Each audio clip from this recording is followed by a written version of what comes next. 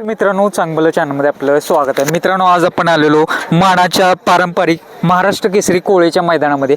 या मैदानामध्ये अप्रतिम अशी जोडी पाहिली म्हणजे कारुंडे एक्सप्रेस चिक्या आणि सोबत पाहिला स्वर्गीय पंढरी शेठ फडके यांचा चालू सीझनला जबरदस्त फॉर्ममध्ये असणारा सर्जा दादा आणि लागोपाठ दोन मैदानात चिक्यानं पण प्रथम क्रमांकाचे दोन गुलाल घेतले. नागठाणेमध्ये पण प्रथम क्रमांक केलेला आणि आज मानाच्या कोळेच्या मैदानात पण पहिला क्रमांक केला.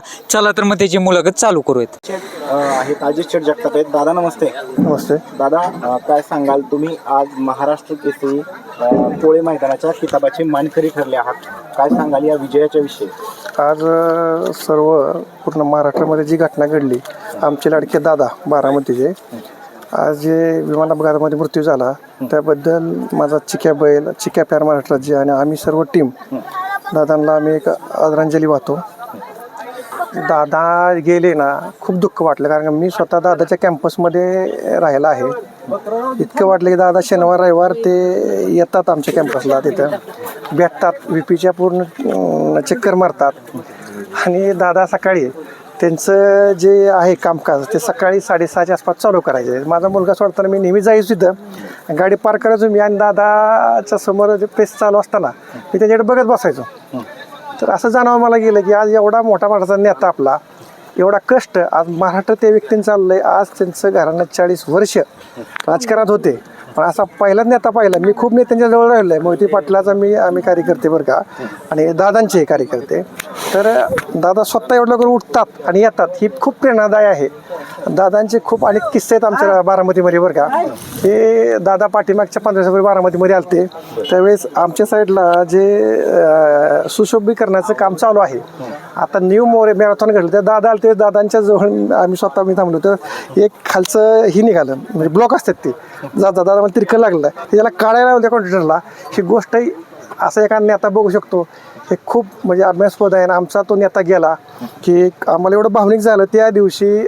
त्या दिवसापासून आजपर्यंत की रात्री आम्हाला म्हणजे सगळीच आमची फॅमिली असून दे, आमच्या ग्रुपमधले सगळे लोकांना म्हणजे झोपसून नाही तुम्हाला आठवण येते आम्हाला. आणि आमच्या घरापासून दादांचं साधारणपणे 500 फुटावरच त्यांना आज ते त्यांचा विधी झाला.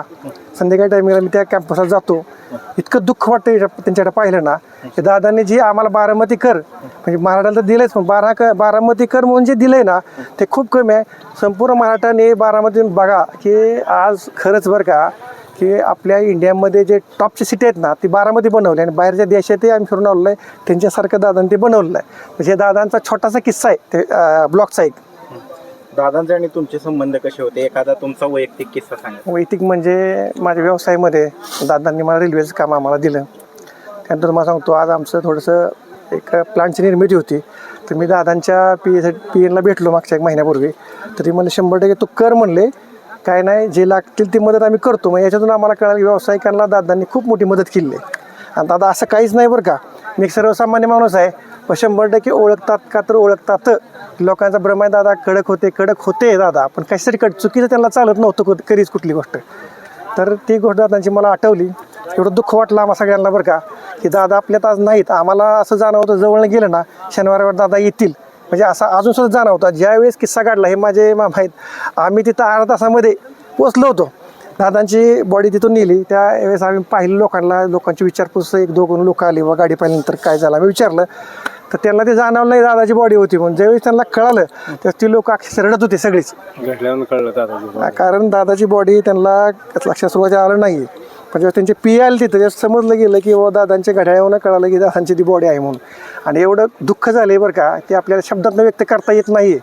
कारण ज्यावेळेस तुम्ही एखाद्या माणसाच्या जवळ असता त्यावेळेस समजतं की एवढा मोठा आधार होता. मी आज मराठामध्ये माझा पोकल्यांचा व्यवसाय आहे, पूर्ण संबंध मराठात चालतो. आम्ही आवर्जून सांगायचो की आम्ही कुठलाही बारामतीचा आहे आणि पवार फॅमिलीच्या जवळ आहे.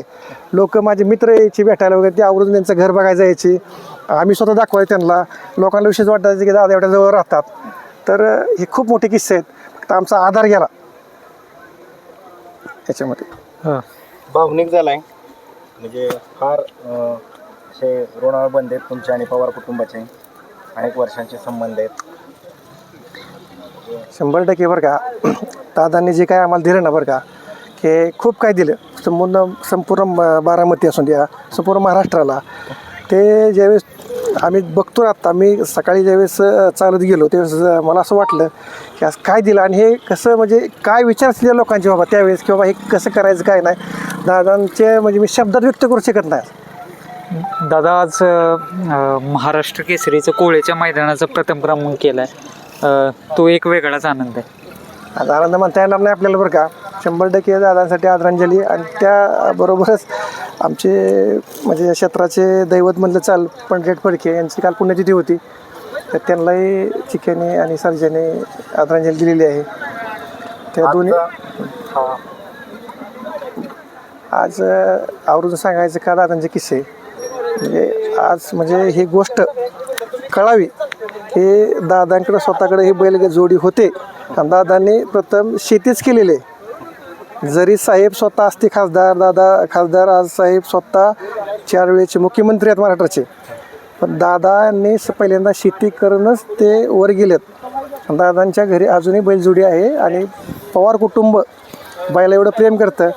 1-2 वेळेस तुम्हाला सांगतो आम्ही नंबर 12 झाली त्यावेळेस ताईंना सुद्धा बैल बाबा समजा चिक्या बकासूर ही जी बैल आहेत बाबा चिमण्या वगैरे ह्यांची आवड आहे, ह्यांना माहिती आहे बैलांची, हे आवर्जून मला सांगायच्या गोष्टी ह्या. दादा आज एक महाराष्ट्र केसरीचा गुलाल पटकवला, नागठाणेचा पण प्रथम क्रमांक केला, आजचा गुलाल किती महत्त्वाचा आहे? 100% आजचा गुलाल बैलासाठी महत्त्वाचा होता, आमच्या टीमला महत्त्वाचा होता. कारण कोळ्याचं मैदान गेल्या वर्षी माझ्याकडनं मार खाल्ला होता, फक्त एक इतीमध्ये फक्त गाडी सीमेला मार खाल्ल्यामुळे नंबर नव्हता झाला गेल्या वर्षी आमचा. पण आज चिकन दाखवून दिलं आणि त्याचं जी आज पळण्याची कॉन्स्टन्सपणा पळतोय तो प्रत्येक मैदानात तो गुलाल प्राप्त करतोय, 1 नंबर 2 नंबर करतोय. आज चिक्या एक मला असं वाटतंय आपला देव बकासूर मथुर आज लखन आपल्या ते स्टँडर्ड बैल पळतोय, रोडचा सर्जा पळतोय, जे टॉपची जी बैल आहेत पहिल्या 10मध्ये त्यात हा माझा बैल मोडतोय. आणि बैलाने मला खरंच बरं का खूप काय दिलं, म्हणजे माझी ओळख करून दिली मराठामध्ये. त्यानंतर तुम्हाला सांगतो बैलाचं जे आहे काय गोष्टी बाबा कॉन्स्टंट पळणं, आज आधारातनं बैल उठला आणि 3 मैदानामध्ये 3ही नंबर केले, हे सगळ्यात महत्त्वाची बाजू आहे चिक्याची. आता महाराष्ट्र केसरी गुलालाच्या विषयी आजचा महाराष्ट्र केसरीचा गुलाल आमच्यासाठी तसा महत्त्वाचा होता, कारण मागच्या वर्षी आमच्याकडे बैल हा आला होता चिक्या, त्यावेळेस आमचं पहिलं दुसरंच मैदान होतं, त्यावेळेस म्हणजे एवढा बैल आमचा प्रिपेअर नव्हता आणि मागच्या वेळेस एक अर्ध्या फुटामध्ये आमचा इथे सेमी आम्ही मार खाल्ला होता. त्याच्यामुळे आम्हाला हे मैदान अत्यंत महत्त्वाचं होतं. आम्हाला इथे आज कसल्याही परिस्थितीमध्ये विजय पाहिजे होता आणि तो आमच्या चिक्याने दिला आम्हाला. गुलालाच्या विषयी काय सांगाल? आजचा गुलाल कोणाला समर्पित करा? आजचा गुलाल म्हणजे आम्ही दादांना समर्पित करू, कारण अजितदादा हे आमच्या म्हणजे एकदम जवळचे होते. कारण आता माझ्या घरापासून दादांचं घर एकदम जवळ आहे, 3 किलोमीटरचं पण अंतर नाही आहे, एवढ्या जवळ दादांचं आमचं घर आहे. आणि कंटिन्यू दादा म्हणजे आमच्याकडे यायचे, तर दादा म्हणजे कसं होतं की एक मोठ्या भावासारखा माणूस होता, कधी हक्काने दादांपर्यंत जायचं अधिकार प्रत्येकाला होता आमच्या इथे, त्यामुळे दादांना समर्पित आहे. धन्यवाद.